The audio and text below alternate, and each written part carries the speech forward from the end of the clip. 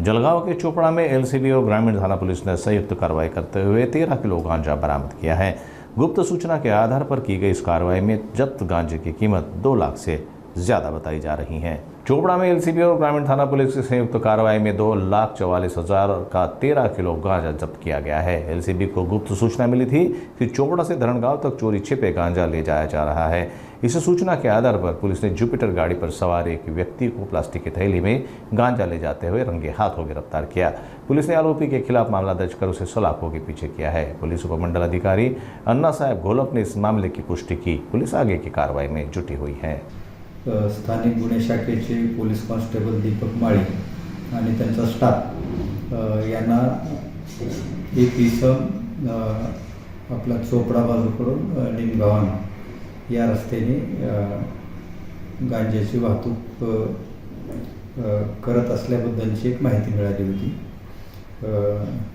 ती माहिती मिळताच त्यांनी ती माहिती आपले ग्रामीण पोलीस स्टेशनच्या पोलीस निरीक्षक कावेरी कमलाकर यांना कळवली।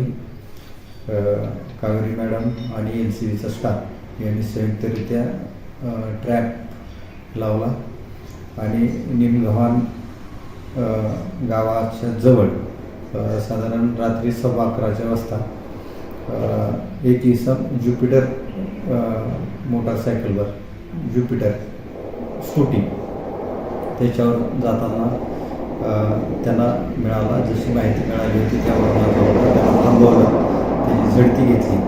त्या गाडीच्या डिक्कीमध्ये साधारण आम्हाला 13.5 किलो गांजा 1,34,000 रुपये गांजाची किंमत आहे। ती गाडी आणि त्याच्याजवळचा मोबाईल असा एकूण टोटल 2,44,000 असा मुद्देमाल आम्ही त्याच्याकडून रिकवर केलेला आहे। त्याला अटक केलेली आहे। त्याला कोर्टात नेऊन त्याची पोलीस कस्टडी घेऊन त्यांनी गांजा कुठून आणला, कोणाला देणार होता याच्याबद्दलचा आम्ही तपास करत आहोत।